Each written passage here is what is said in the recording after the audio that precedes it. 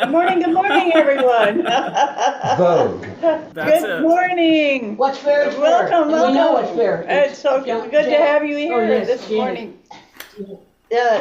Also after church this morning, we're going to have a meeting.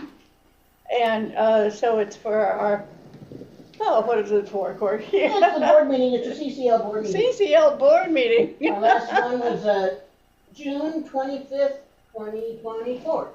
No, it was September. Oh, anyway. June. Anyway. So Last year. it was last year, and so we're gonna have our board meeting, and we've got two new board members coming up. One is our wonderful Reverend Jones, and the other is Minister Ruth.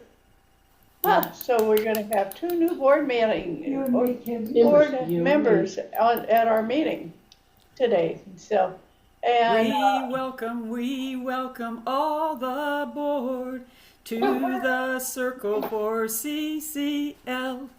And it's going to be open to everybody. We're going to record it. And so if you want to tune in, look at it. Annie's going to be there. She's our vice president, Annie. And is going to be on it. So anyway, and Corky is our treasurer. No, Corky is. Report today. Yeah, Corky's our treasurer. And so we have various people. Jim Gonzalez is our secretary. Donna Z is a member at large, all the way from Nevada. She'll be here. So she'll be here. So we'll be filming it also. In person. Yes. Well, so, and I'd like to start out this morning with a prayer for all that's going on in the world. So if you want to, can you kind of strew me a little strumming in the background? Strumming you will have. Okay. So if you'd all close your eyes.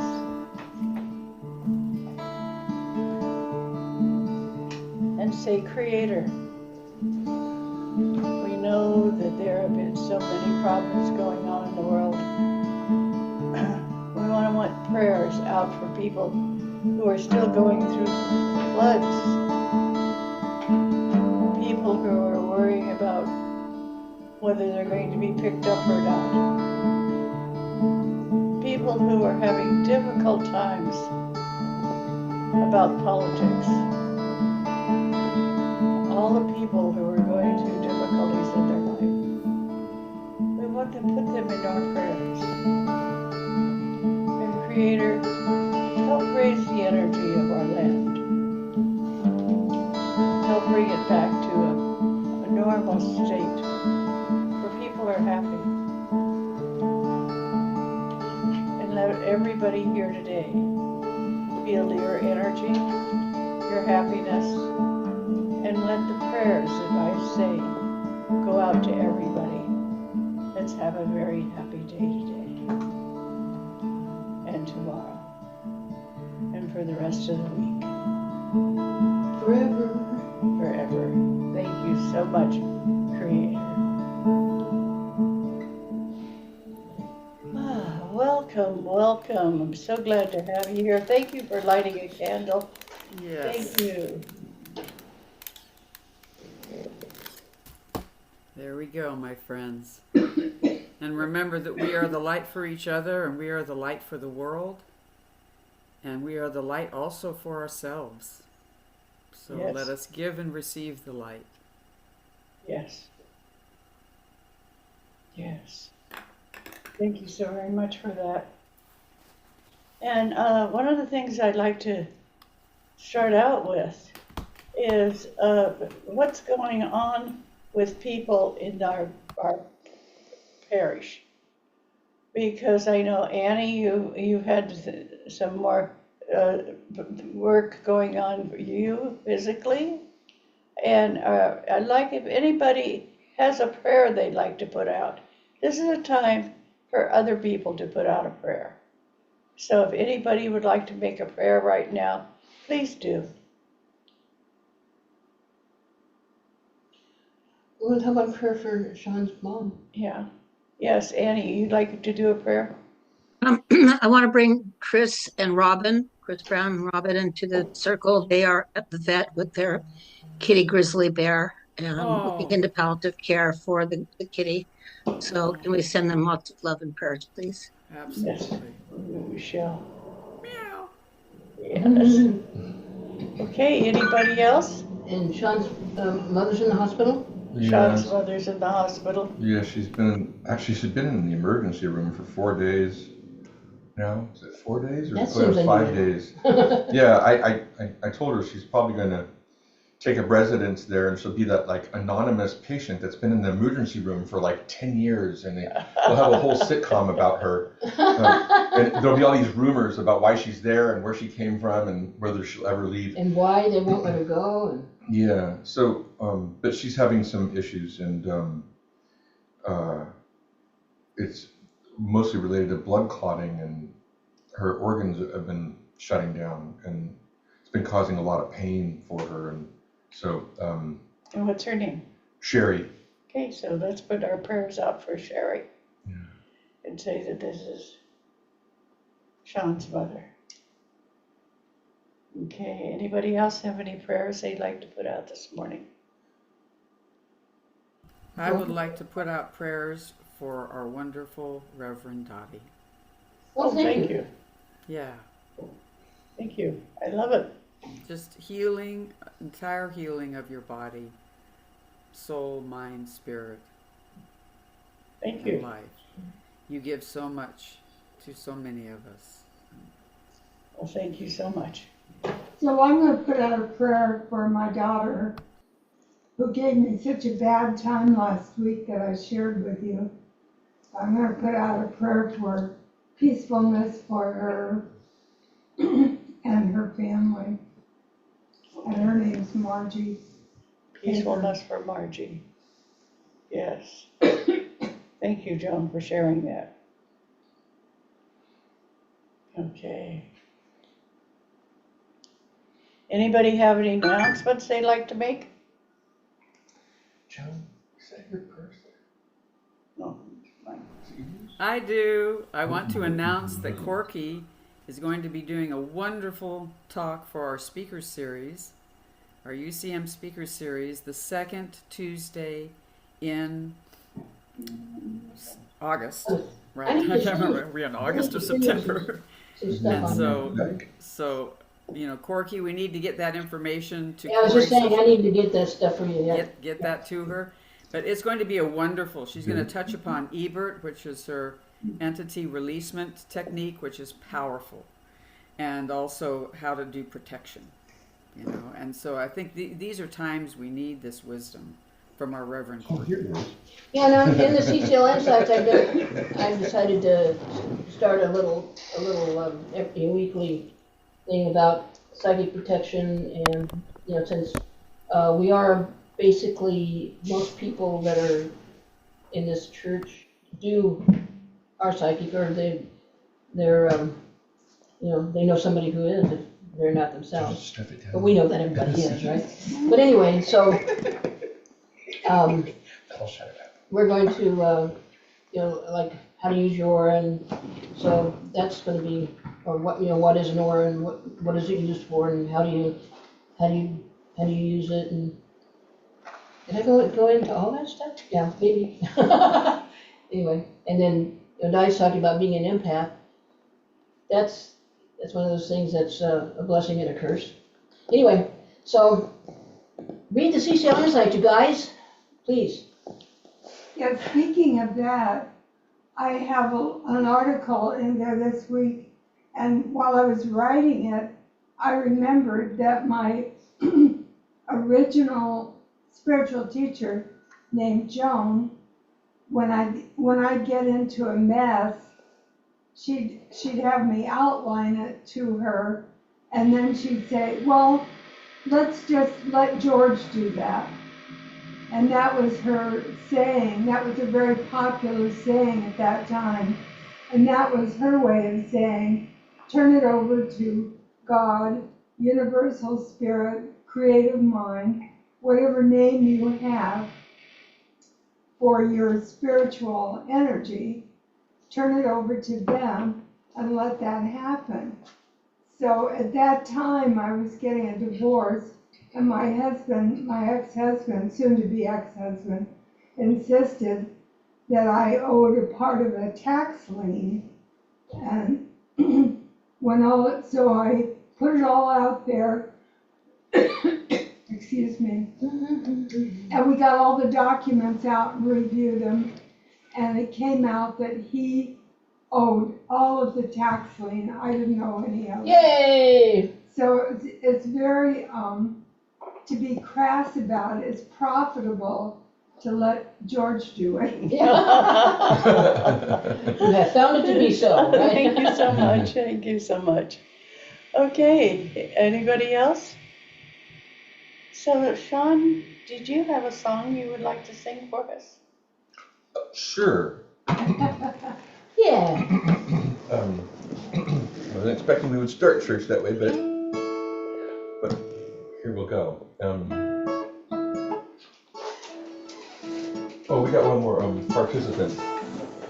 Oh, Hey! here's the mail. I was just wondering about you. Where are you?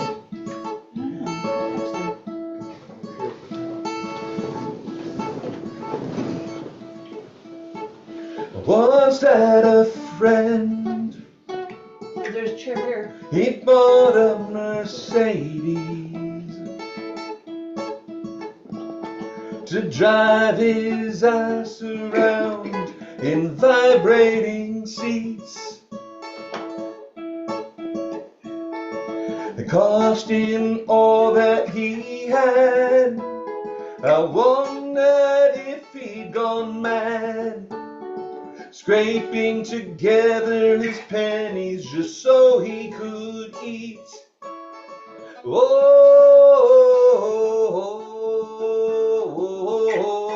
he'll walk away clean. When we step off of this world, we leave all our things. I once met a man. He lived in the desert, and all he owned was scorched and burned by the sun. I asked him if he was upset. He said he was without regret, because he knew when you die, you walk away clean. I asked him, what does that mean? He said it's a simple thing. You must release your attachment to truly be free. Oh, we walk away clean.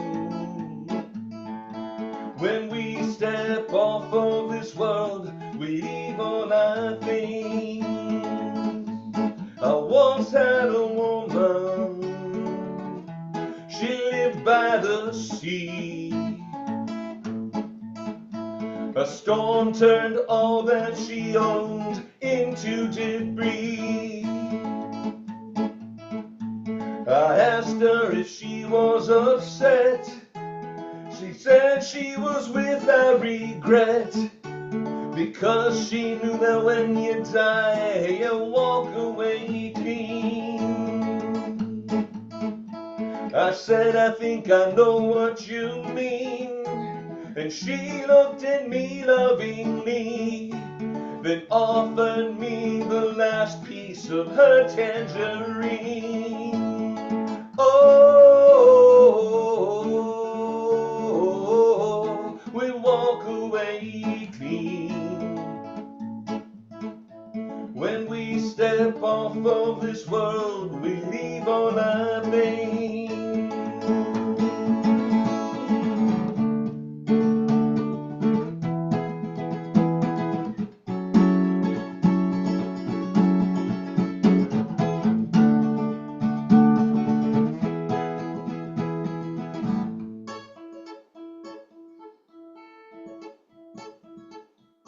My mom had a ring, belonged to my grandma.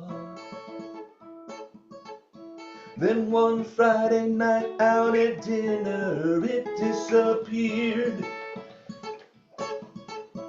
She searched for it only in vain. I hated to see her in pain. I told her that when you die, you walk away clean. She asked me, what does that mean? I said it's a simple thing. A body of light has no fingers to wear a ring. Oh, oh, oh, oh, we'll walk away clean. When we step off of this world, we leave all our things. Oh, oh, oh, we'll walk away clean. When we step off of this world, when we step off of this world, when we step off of this world, we leave everything. Wow, thank Wow, you. great. That was wonderful. That was great. Awesome. Now, did you write that or did you, somebody else? No, that's me. That is wonderful. Great. That is Wonderful song. Anybody have any birthdays this week? No? No. Okay. We're going to live forever. We are, Forever. yeah. Forever and ever. Well, I'm going to talk about how to deal with being an empath. Oh, I know how to do this. I need to get this over to you. Oh, do you need to get that over I to me? forgot how Oh, to do it. great. Are you recording? Yes. I say it like, oh yeah. Yes. How to deal with what? How to deal with being an empath. Oh, an empath. I think everybody in this room is empathic. And everybody on screen, the screen is empathic. Because you all have this energy, this interest in what's going on around me. And so I'm going to talk about how to deal with being an empath. For me, as an empath, I can tell you that being an empath goes beyond simply feeling empathy. It means you absorb and deeply feel the emotions, energies, and even physical symptoms of others, often to the point of merging with them energetically. It can be both a gift and a challenge. How many of you on screen feel empathic? Raise your hands. I am. Yeah, they all should be coming up. Because Did you I raise your hand? know Did you raise that your you hand? all I raised feel my hand. empath. Yeah, here, everybody in this room, we all I can feel like see. we're empath. Yes, Eileen? Eileen, you want to say something? She's got a little her hand up. Okay. Eileen, speak. Unmute yourself. Yeah, no. You just asked if we are all empathic. Oh, she so I raised her raised hand my because you asked her to raise her hand. Okay. Well, thank you for following the rules. That's nice. One person. When I was between the ages of 5 and 10, I was doing a lot of empathic things. For instance, I told my grandpa if the calf was being born, whether the calf was going to be male or female, and I was always right. I would tell him things about the ranch, and he always loved hearing what I had to say because it was always right. And he used to say, Dottie's always right. And my grandma, who loved me forever, said, oh, she's always right. We know she's always right. But We know she's always right. yeah. But I told him when my dad was coming home from the war, I got it to the day. And my grandpa looked at me and wondered, how could she do that? And then when my grandmother was in the hospital, I spent 2 weeks in my closet talking to her. I would get up in the morning and I'd go in my closet. And my mother said, "What are you doing?" And I said, "I'm cleaning out." I didn't want to tell her I was with my grandma. And so after my grandmother died, I walked out of my closet and shut the door. And my mom said, "You're through cleaning your closet?" And I said, "Grandma just died." And just then the phone rang. And my mother was so amazed that I knew exactly when my grandmother left this planet. How do you know if you're an empath? You don't just understand how other people feel. You feel it in your own body like it's happening to you. So know that you're not going to just feel it. You're going to feel like it's happening to you. And so start looking at that. Being around many people can leave you exhausted, overstimulated, or anxious because you're picking up on all our emotional frequencies. If you feel that way, find ways to calm yourself down so you're not that excited about what's going on with other people. Because being an empath, you're going to find yourself constantly thinking about what other people are doing. You can tell when someone is sad, angry, or holding something back, even if they haven't said a word. Violent news, stories, movies, or harsh language can feel physically painful or emotionally distressing to you. How many of you have stopped going to violent movies? I have. I raised my hand. Yeah. How many of you see them as for what they are, for fantasy? So you appreciate them. But for those of people that are really in tune with what they see on the TV or what they see in a movie, I say change it if it makes you upset the next day. Because you're empathic and you're picking up on what's going on in the movie, even though you know it's false, you know it's fictional, you still pick up on it. So try and learn how to shut it off so it doesn't bother you.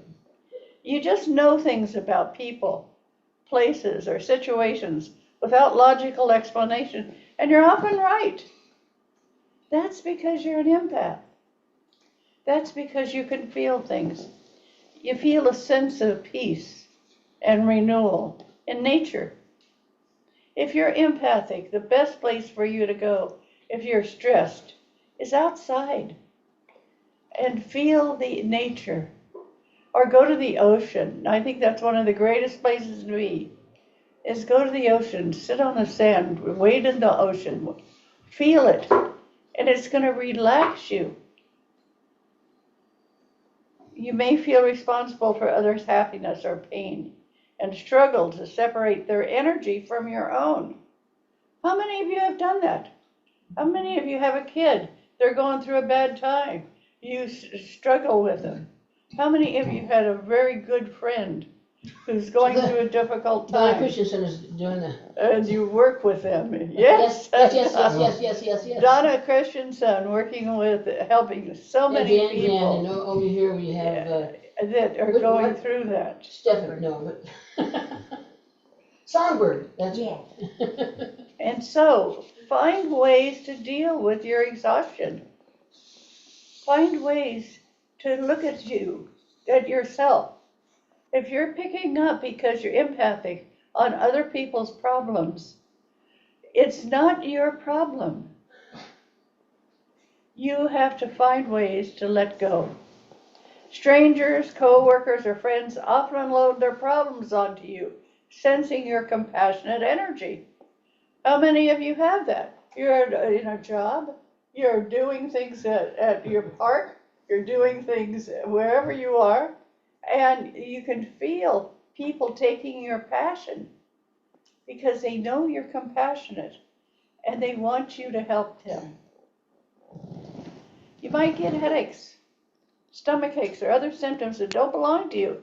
They're energetic downloads from others.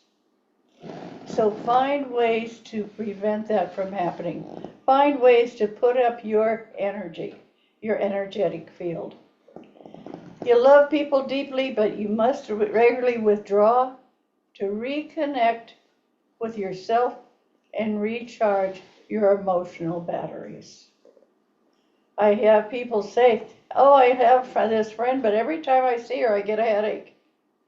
Then change your way you visualize her or him and look at their way they handle their life.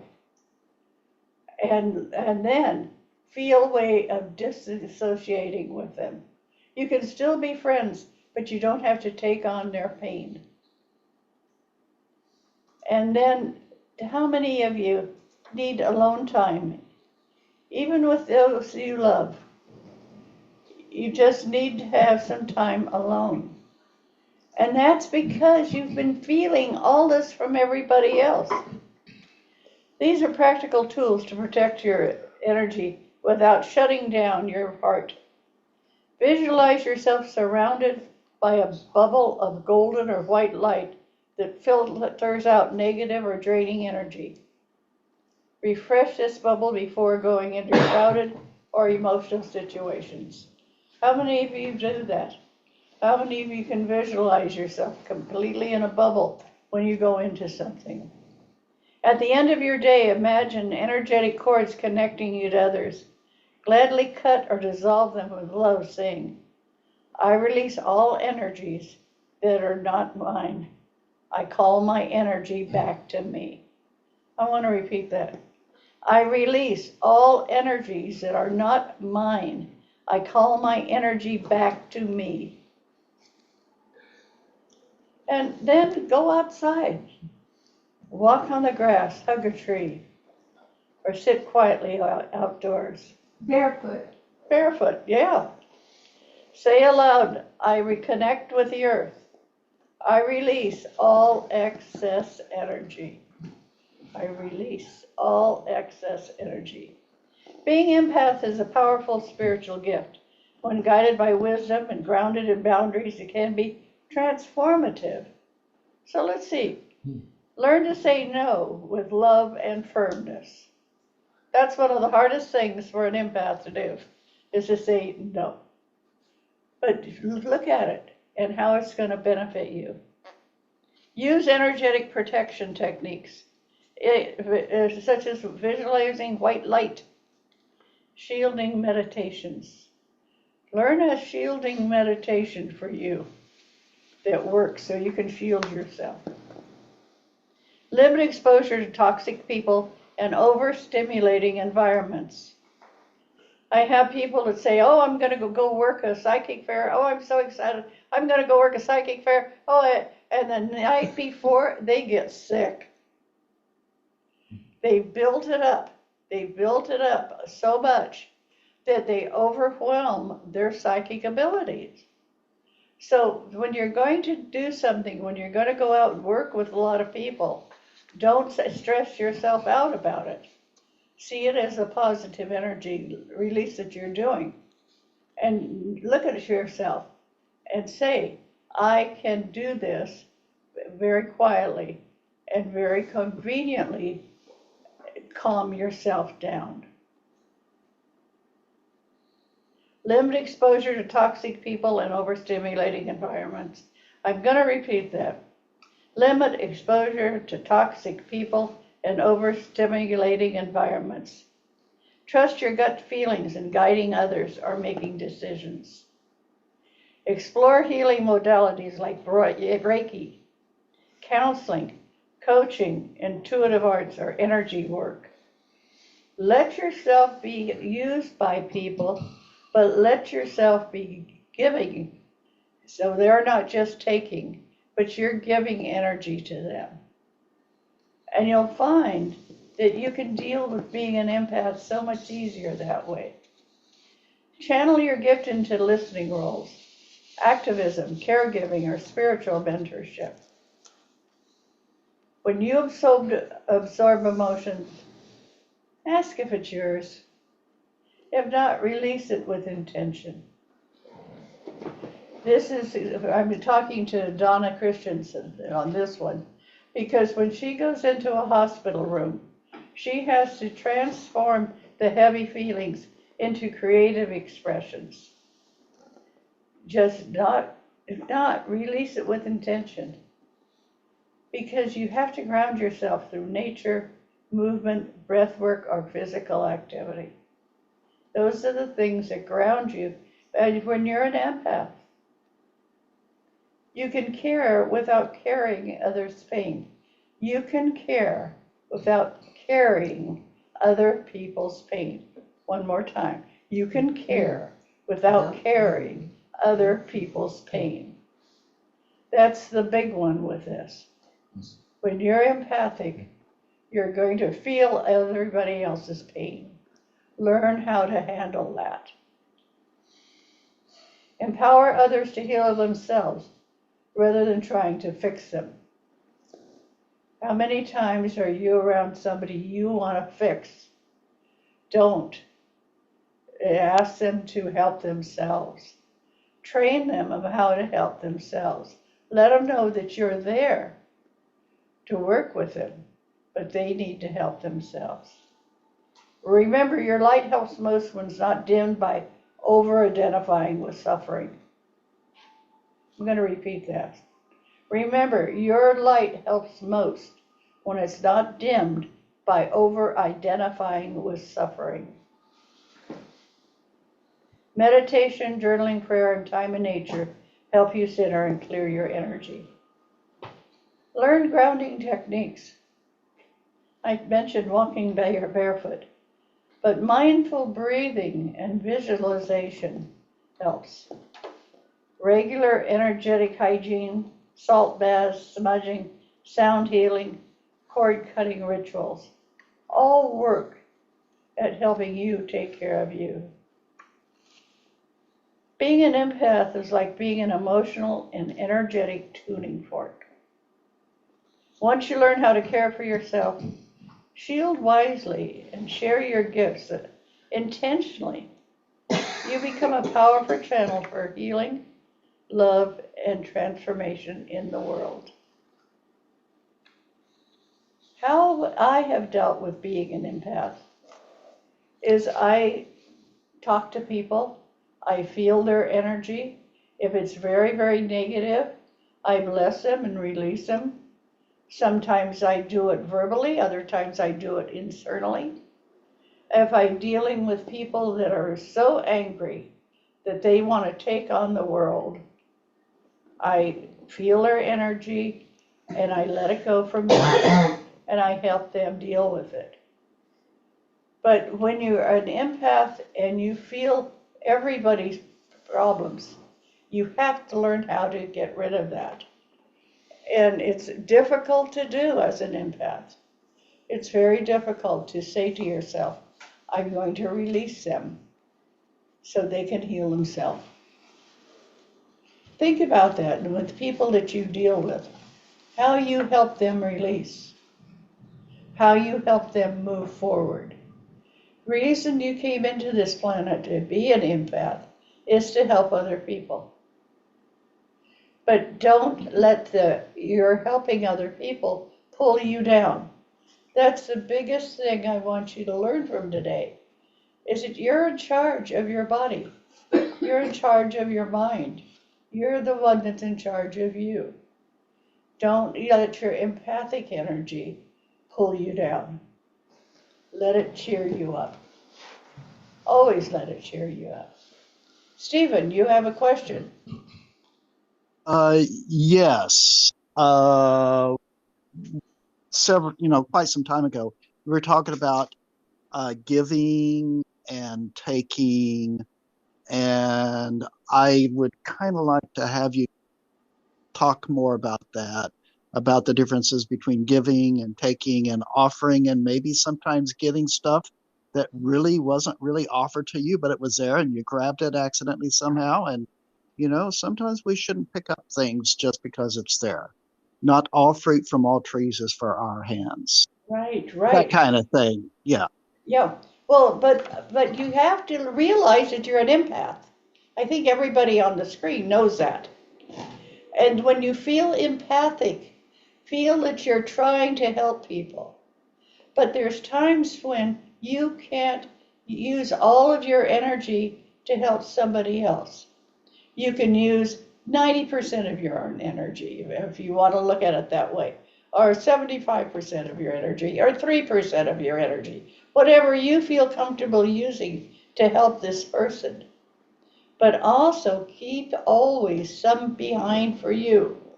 That's the most important thing you can do. And if you feel empathic about somebody, something's happening to them, think about what it's going to do if you tell them that. Think about, you get a feeling that their father is ill, and you don't know whether they should hear it or not. So just ask them, how's your dad? And they say, oh, he's doing fine. Say, oh, that's great. Why don't you call him? Because you don't want to be the one that tells them that their dad is dying. Because they'll never like you again. Think of that. If you say, oh, I'm getting psychically, your dad's going to die, and he dies the next day, they're never going to trust you. They're never going to want to be your friend anymore. Why is that? What? Why is that? Do they blame you? Yeah, they blame you. Because you're an empath, they blame you. That you knew something and you made it happen.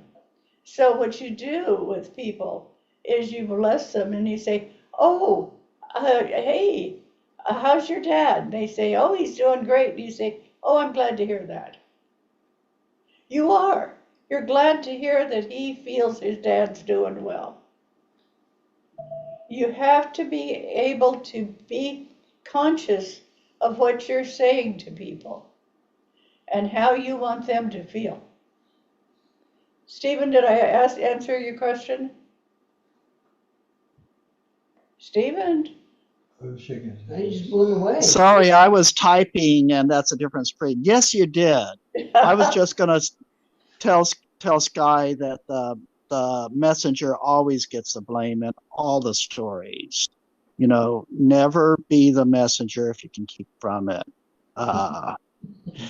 Which is But kind of you can't. Huh? Well, that's just interesting because that's the way Dottie makes her money, right? Yeah. She was saying, to these people that are going to take a trip across the United States and visit somebody's dad on the way, and you said, or on the way back, and you said you should really visit him on the way to the place because his health isn't doing well. He's going to get ill, and he's not going to die, but you won't know who you are if you wait. And it's like, I think you'd want to know that. Yeah. Yeah, but be careful and don't put all your energy into it. Because, and I'm talking to Donna again, because she does so much work with people who are dying. She's a doula and she's helping people. But just always remember to have one foot on the floor for you, to have you keep your balance so you don't give so much to everybody else that it brings you into a state of being sad. That's just the whole thing.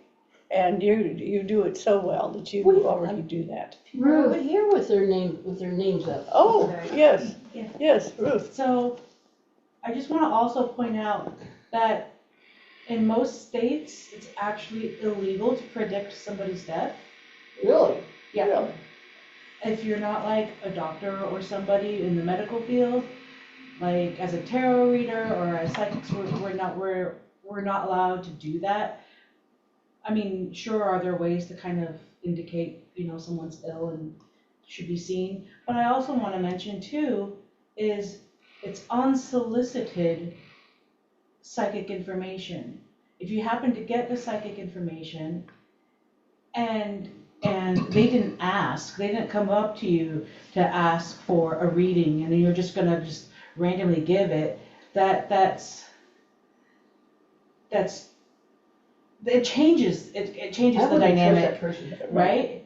Right. It's like, why are you talking to me So about I mean, something? one of my mentors, Brian Rainey, said that what you can do is say, hey, is it okay if I tell you something that might sound a little funny or a little odd or whatever? Just ask, and I've taken up that practice of just asking, and often, most of the time, people say, yeah, sure.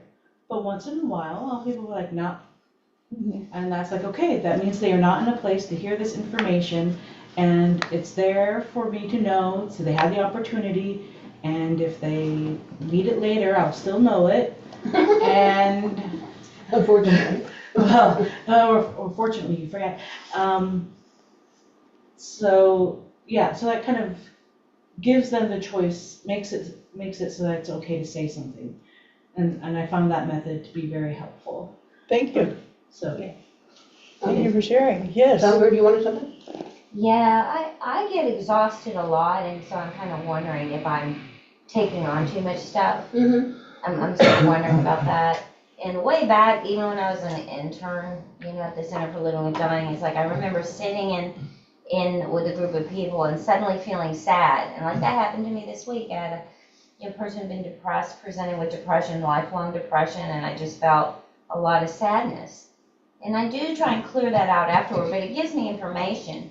So I kind of don't want to stop it all because it gives me like a quick download of where to go and, can I say something to that? Yeah. Yes. It's like soup. You don't need to drink the whole pot of soup to know whether or not, the soup is done, to know the state of the soup, whether or not it needs more pepper or whatever it is. You just need a little teaspoon. And then maybe I have to protect and push it out, something like that. Well, when it's just a tiny bit, then it's like just enough to have the information, and then it doesn't really hurt you. Then you just put your shields up. You avoid taking anything else. You had just enough, and there's no pain. And if it starts to have lingering pain, then maybe it's triggering something in you that needs a little extra help. But I have found that metaphor to be particularly helpful for me as an empath. It helps me be more grounded so that I'm not just taking it all on as if it's mine. Yeah. And because sometimes people, when you're a caretaker of some sort, a service person, they want you to take away their pain. And some people don't even realize they're just energetically trying to push it all on you because they just want to not be in pain anymore. And so it's like, I've got to allow it to go ground into the earth, and then I take a tiny, and sense it just enough to know what's going on so I can help them, and then that's it. That's one of the things I said here is you can care without carrying others' pain. Mm-hmm. And that's one of the That's things great. that I want you to think of. You can care, but you don't have to carry their pain. No, you don't. No, you don't. Anybody else have something going on to say about this? Yes, Janet. So the other thing that I found and that we found at the Center for Living with Dying is that sometimes it helps to be able to debrief with somebody else after you've had an intense download. And they can sometimes help you get it out, from the inside to the outside, but also give you a safe ground so that you can start doing your protection and grounding and centering. And finding people that help ground you, whether it's outside, a lot of people it's outside, a lot of people it's animals, Right. a lot of people it's one friend they have. They can always help them when they need it. Right. And so find the energy in your life that you need. Yes, Joan. So one of the problems or cautions about being empath and being open to energy is there are earthbound spirits who are looking to inhabit your field of energy. Mm-hmm. And so it's really important that you learn how to surround yourself and protect yourself from that. There are certain gems and stones that will help you, and I don't know what they are, but perhaps somebody else does.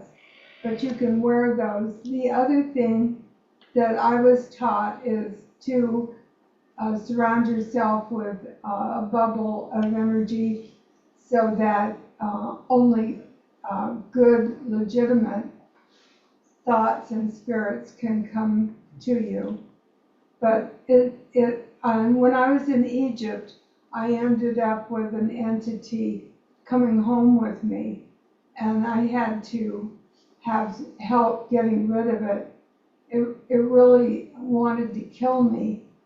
And so it was important to get rid of it.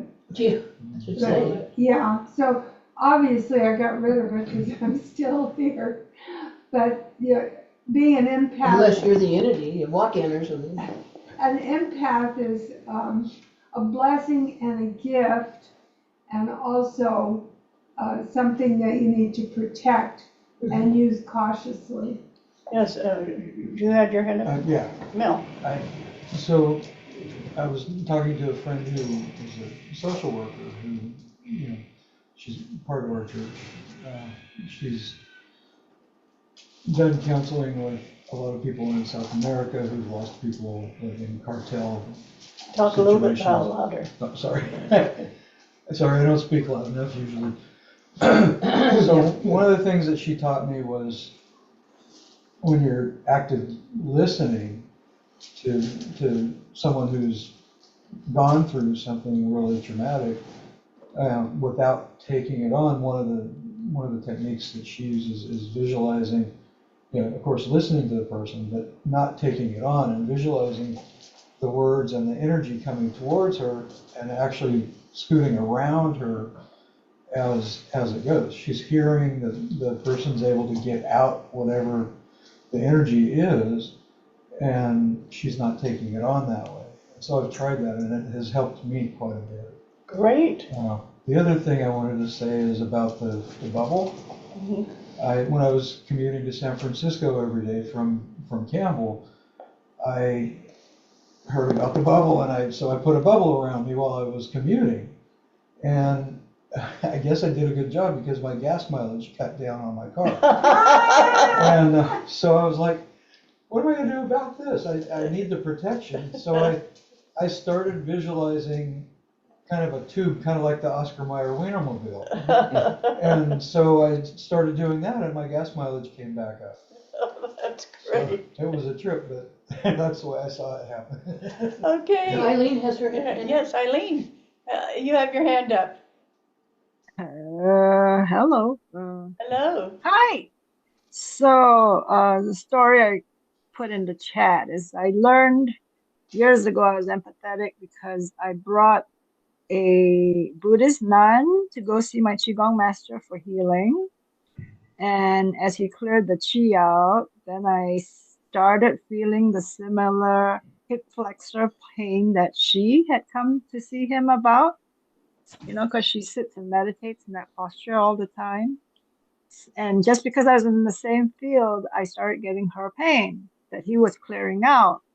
So he taught me how not to pick up other people's pain. And it's pretty much grounding, connecting to your spirit guide. Yeah. And staying in a positive light yourself. So but I think we all pick up lots of things. About 80% of the feelings we have not ours. So yeah, we need to watch it with news, right?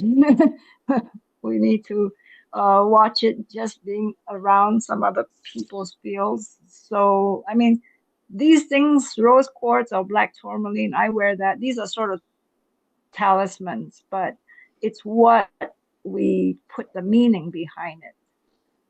You know, that's our superpower. So I try to turn off the news these days and try to stay positive myself. So there Good. you go. absolutely. Yep. Okay. Thank you so much for sharing. Mm-hmm. Thank you. Okay. Yeah. So- Anybody else? Joyce and Patty have their hand up. Okay. Well, first of all, good morning, everyone. Morning. Morning.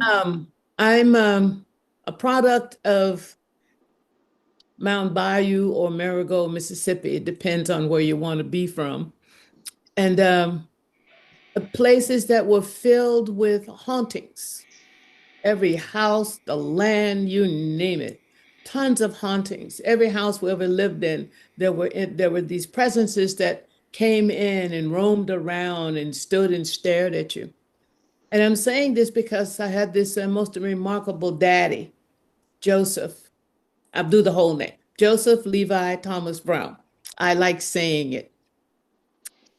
And he would come into the room that myself and three other siblings were sharing this huge bed and stand guard over us. And whatever was there would leave and would not come back. I never knew what he did, but I never asked. I just would be laying there staring at Daddy, and whatever was in the room that had me with my covers up and feeling afraid would go away and not ever come back. And so there was that kind of support that I grew up with, and I learned how to trust my feelings and not to do anything rash. And it still works for me. I trust my feelings, but I do not run in or do anything rash that, okay, let's do this, do this. No, you really need to know what you are dealing with and have good consciousness about what you are doing. And those kinds of things still work for me. So I just want to share that little childhood beginning that got things going for me. Wonderful, wonderful. Thank you so much for sharing. Mm-hmm. And anybody else have anything else they'd like to I share? might add something. What, Sean? So, a lot of things that I do with people, I make a point of knowing where my center is.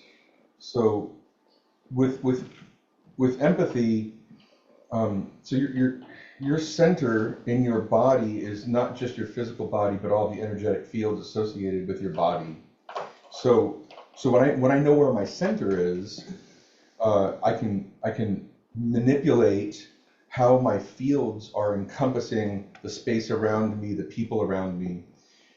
Empathetically, when you go and tune into something that's happening with somebody else, often we take our center and we project it out from us so that we can tune into somebody else's energetic bodies.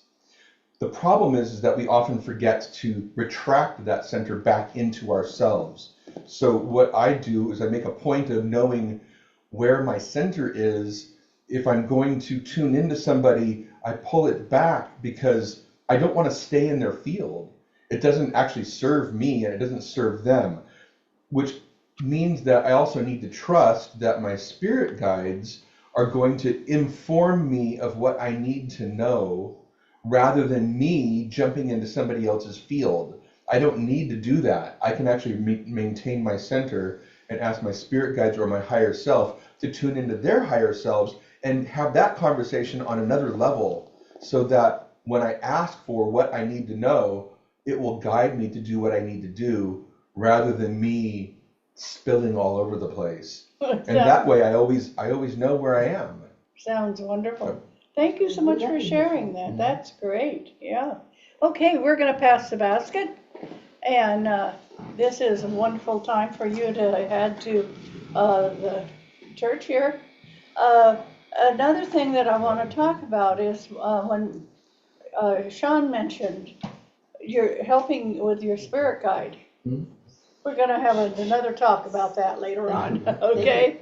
And now, just bless the basket. Yeah. Thank you. Thank you for these gifts. Oh, You know, right. regular giving creates regular receiving. And we give thanks for this. It helps the church. It helps us in our giving, affirm our own wealth by giving, and go and have a week filled with abundance. So it is. And Ray is behind you. Oh, excuse me. Okay. As we give, so we receive. As we give, so we receive. As we give, so we receive. As we give, so we receive. Thank you so much, Janet. Well, it's glad to hear your voice today. I know I had my guitar ready to play, but Sean did such a beautiful song. I said, Yes. hey. Yes. Well, can you play us out? Well, yeah, do we have time? Yes, we got 4 minutes. Oh, oh boy. We might want to take a minute and remember Andrew, Yes, Yes. who was yes, passed a week or so ago, and he was such a radiant yes. being when at Cole Avenue when we were doing church there. I Yeah, called him my sunshine guy. yeah, He was just always beaming and beautiful, and so blessings to Andrew. And Yes. thank you, Andrew, for all the joy you brought us.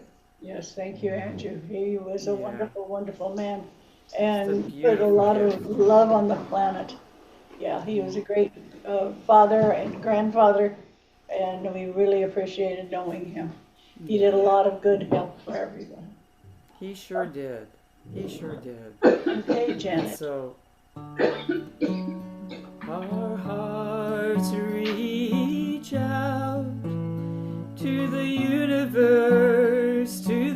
universe, and our minds know how to protect ourselves when we're in the field of pain and loss and heartbreak. We'll hold the field of peace, and all that we are holding will open up our arms and release. So let it release, so let it release, so let it release. And we stand in the field of love. Release, oh release, oh we'll release, and we'll stand in the field of love. We'll stand in the field of love. Janet, thank you so very much. That is wonderful. Considering it. Okay, everybody, Bye. thank you. Bye Love you now. guys. Bye-bye. Bye. Bye. Yeah, come back. Thank you so much, Dottie. Thank you, Ta-ta. everyone. Bye-bye. Bye. Bye.